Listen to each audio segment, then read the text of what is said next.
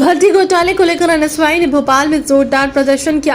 प्रदर्शनकारियों ने पीसीसी कार्यालय के बाहर नारेबाजी की और छात्रों के भविष्य से खिलवाड़ के आरोप लगाए। इस प्रदर्शन में एनएसवाई ने कार्यकर्ताओं ने भाग लिया और उन्होंने सरकार के खिलाफ जमकर नारेबाजी की। प्रदर्शनकारियों ने आरोप लगाया कि सरकार छात्रों के भविष्य के साथ खिलवाड़ कर रही और भर्ती घोटाले में शामिल है।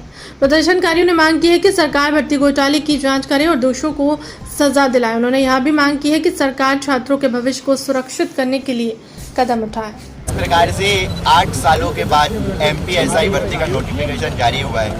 उस भर्ती परीक्षा को कंडक्ट करवाने के लिए मध्य प्रदेश सरकार का जो एम्प्लॉय सिलेक्शन बोर्ड है, उसने जिस कंपनी को ठेका दिया एफटेक लिमिटेड, वो इसके पहले भी कई प्रकार की डेटा लीक, पेपर लीक जैसे मामलों में अलग अलग राज्यों में ब्लैकलिस्टेड पहले भी रह चुकी है। और इस प्रकार की ब्लैकलिस्टेड कंपनी को एक तो आप 9 साल के बाद भर्ती लेके आते हैं, उस भर्ती प्रक्रिया को आप इतना जटिल बना देते हैं कि आईपीएस बनना आज की डेट में मध्य प्रदेश में आरक्षक या फिर प्रधान आरक्षक या फिर सब इंस्पेक्टर बनने से उसकी जो प्रक्रिया है कई ज़्यादा आसान है। जिस प्रकार से भर्ती परीक्षा में एक तो 9 सालों के बाद सिर्फ 400-500 पद सरकार लेके आई, जबकि पड़ोसी और सीमांत राज्यों में हर साल 1000-1100 पद कहीं ना कहीं वहाँ की सरकारें लेके आ रही है।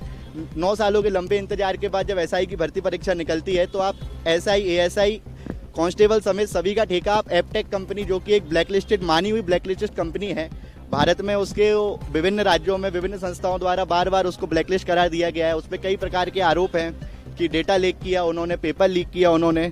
ऐसी ब्लैकलिस्ट कंपनी को ठेका अगर एम्प्लॉय सिलेक्शन बोर्ड दे रहा है, कर्मचारी चयन मंडल ने दिया है, तो कहीं ना कहीं वो सरकार की मंशा को दर्शाता है कि कहीं ना कहीं कि एसआई में कोई बड़े लेवल की घपलेबाजी, घोटालेबाजी करने की तैयारी है। उसी लिए हम आज सांकेतिक तरीके से यहाँ नोट लेके बैठे थे क्योंकि मध्य प्रदेश में चलन है जिस प्रकार से तमाम चाहे एमपी टीईटी हो, इसके पहले पटवारी भर्ती का मैं जिस प्रकार से घोटाला निकल के आया था, तो कहीं ना कहीं पैसे लेके सीटें बिकती हैं। इस प्रकार के तमाम आरोप अब तक लगते रहे हैं, तो हम सांकेतिक तरीके से आज यहाँ पे नोट लेके बैठे थे। अगर एमपीएसआई की प्रक्रिया एफटेक लिमिटेड को देके, ब्लैकलिस्टेड कंपनियों को देके, फर्जी कंपनियों को देके अगर आपको सीटें बेचनी है तो आप निश्चित तौर पे आप सीधे पैसे लें और सीटें बेचें।